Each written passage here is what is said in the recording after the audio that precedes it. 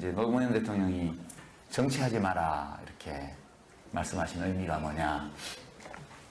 제가 그대로 한번 옮겨볼게요. 그러니까 이 이야기는 노무현 대통령이 서거하시기 약 열흘 전에, 열흘 전이 아니구나. 약 한 달 전, 한 4주 정도 전이네요. 그러니까 검찰 출두하시기 열흘 전에 제가 홈페이지에 올리신 글을 보고 놀래가지고 오지 말라 하는데 이제 무작정 봉화마을로 갔습니다. 갔더니 정말 카메라가 수백 대가 그 문 앞에 지키고 있고, 제가 지나가니까 사진 찍는 소리가 매미 울음소리처럼 그렇게 많이 들리는데, 제 평생 그렇게 한꺼번에 많은 카메라가 오는 걸 처음 봤습니다. 예, 제가 갔을 때 이 말씀을 그때도 하셨어요. 근데 이 말씀을 하실 때 이제 어떻게 말씀하셨냐면요, 정치를 위해서 정말 많은 것을 바쳤다. 근데 정치를 왜 하느냐 하면 보통의 사람들이 편안하고 즐겁게 살아갈 수 있도록 하기 위해서 정치를 하는 거다. 근데 보통의 사람들이 편안하고 즐겁게 사는 거는 뭐냐? 애들 낳고 키우고 부모들 잘 모시고 아이들 잘 가르치고 자기 건강 유지하고 이웃과 좋은 관계 갖고 나가고, 다 그런, 여가 생기면 놀러도 가고 그런 거 아니냐는 거예요. 그런 거죠. 딴 거 뭐 있습니까? 근데 보통의 사람들이 그런 평범하고 일상적인 행복을 누릴 수 있는 사회를 만들기 위해서 정치를 하는데, 정작 정치를 하는 사람은 그 정치를 하기 위해서 무엇을 바치느냐? 무엇을 바치느냐를 따지면 손가락이 부족해서 헤아릴 수가 없고, 무엇을 바치지 않았느냐 이렇게 따져보는 게 편한데, 그렇게 따져보면 5손가락으로도 손가락이 남는다. 그렇게 말씀하시죠. 그러니까 보통 사람들의 일상적인 평범한 행복을 위해서 정치를 하는데, 그것을 위해서 정치하는 사람에게서는 그 어떤 일상적 행복도 없는 것, 이것이 정치인 것 같다. 예, 그렇게 그 말씀하시면서 정치하지 말라고 하시더라고요, 저보고. 그리고 이제 아까 세상을 바꿨다고 생각해, 조금이라도 바꿨다고 생각했는데 돌아보니 물을 가르고 달린 것 같다. 돌아보니 모든 것이 원래대로 가 있더라. 이런 말씀도 하셨고, 진짜 세상을 바꾸는 것은 대통령이 할 수 있는 일이 아닌 것 같다. 다른 어떤 일을 통해서 할 수 있는 게 아닌가 싶다. 그런 말씀도 주셨고요.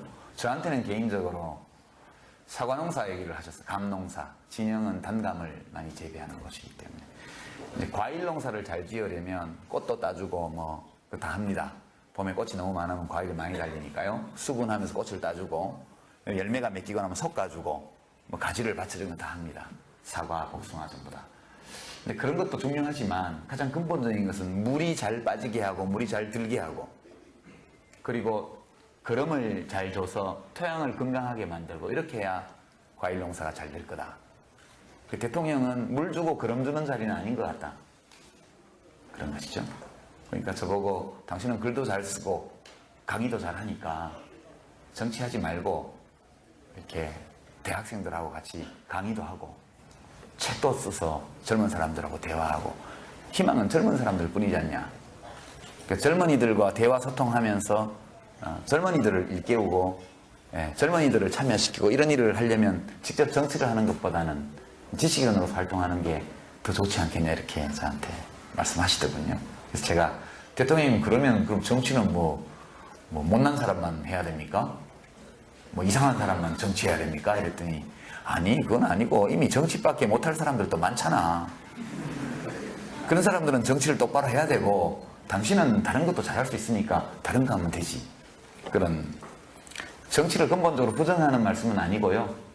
이제 가까운 아끼는 사람들을 볼 때, 당신 자신의 20년의 정치 역정을 돌아볼 때 너무 고통스러웠기 때문에 이제 그런 연민, 이런 것들이 많이 작용해서 그런 말씀 하셨다고 저는 생각합니다.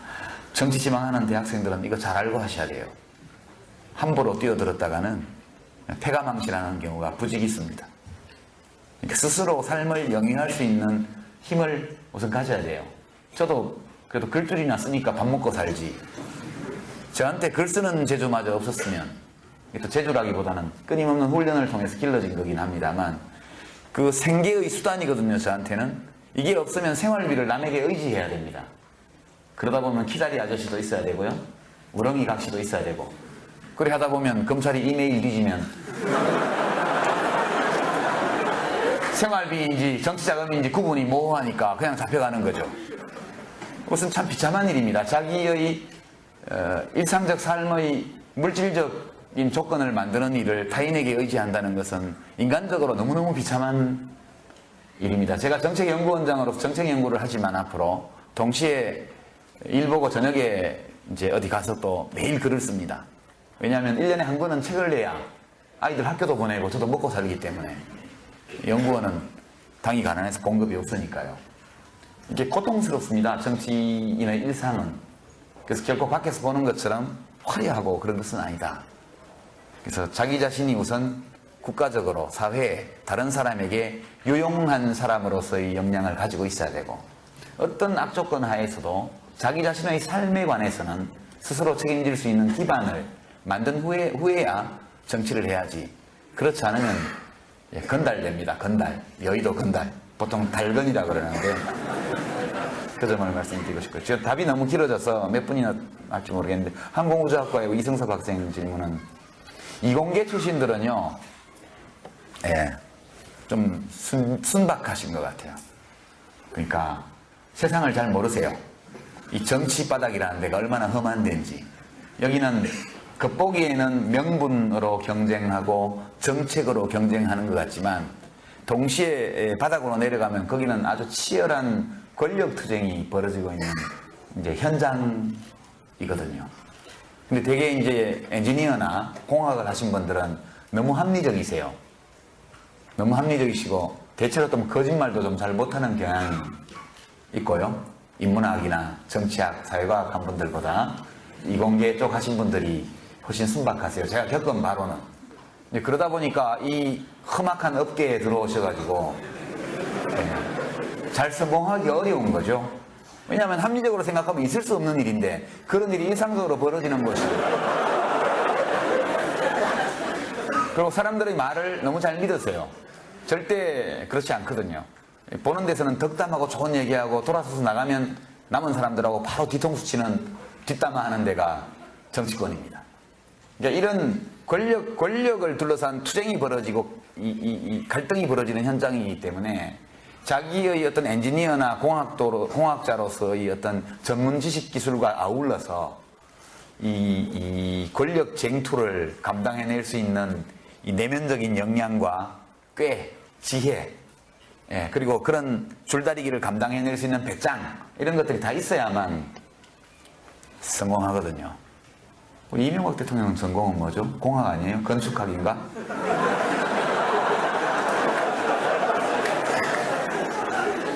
불가능은 없죠?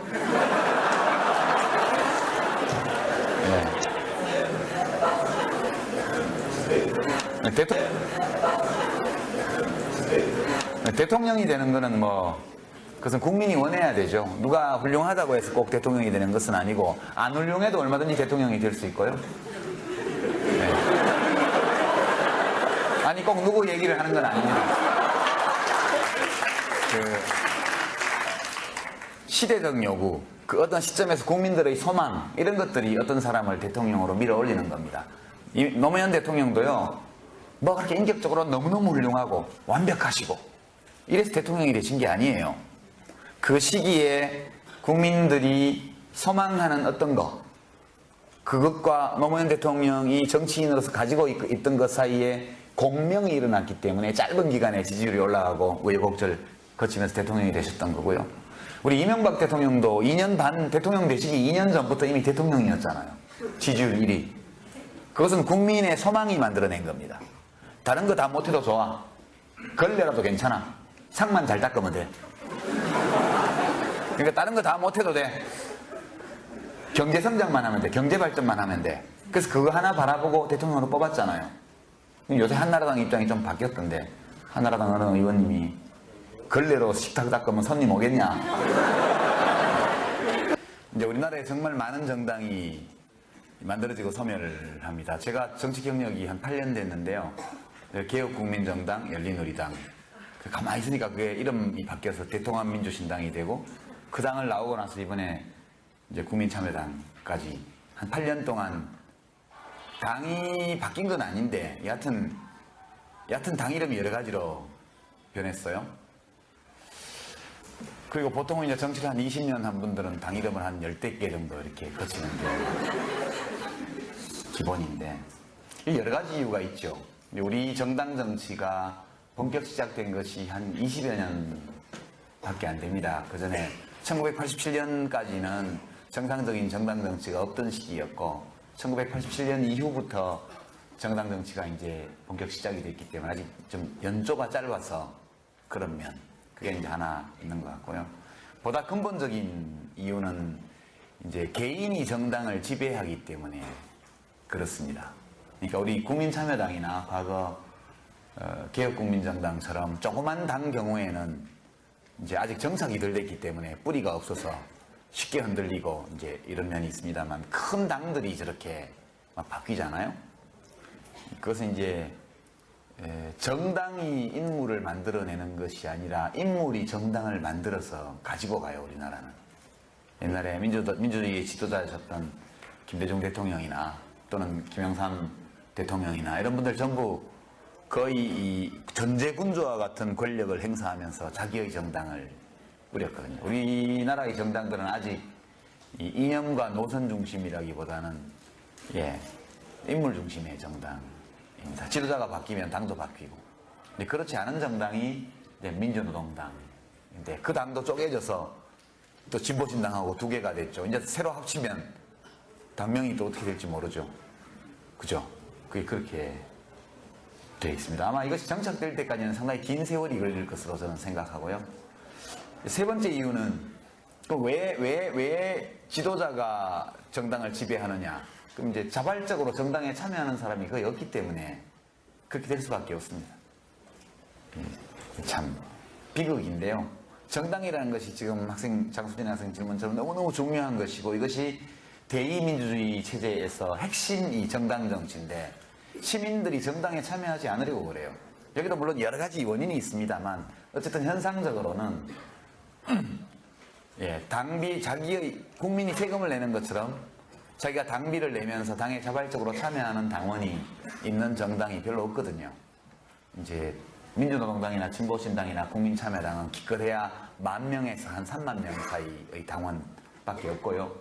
민주당처럼 뭐 200만 당원을 자랑하는 정당은 당비 내는 당원은 그보다 더 적습니다. 그러니까 당원 자체는 100만, 200만 단위로 가 있죠. 한나라당도 마찬가지입니다. 그러니까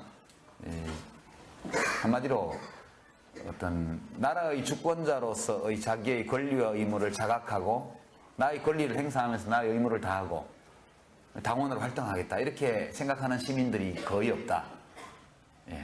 근데 헌법에 정당은 복수정당대로 하도록 돼 있고, 이러니까 국회의원 하고 싶은 사람, 대통령 하고 싶은 사람들이 자기 좋아하는 사람들을 모아가지고, 국민참여당도 그런 당이라고 욕하는 분들이 계세요. 근데 제가 모은 건 아니에요.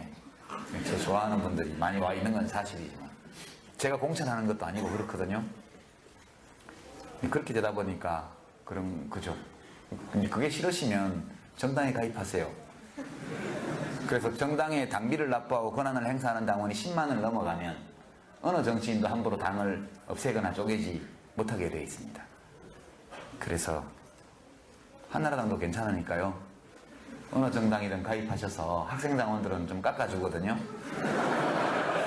그리고 당비 내고 오프라인 모임 가면 되게 10,000원씩 십시일반 하는 게 우리 참여당 문화인데, 학생들은 돈 없다 그러면 그냥 매겨줘요. 시당위원장님 어디 계신가? 인천시당도 그렇죠? 학생들은 소득이 없기 때문에 당비를 내지 않고 그냥 참여당원으로 하면서, 또는 뭐 당비 많은 내더라도 한 달에 한 2번만 오프라인 모임 가면 삼겹살 2번 얻어먹으면 본전 빼고 형들, 오빠들, 누나들이 잘 사줘요.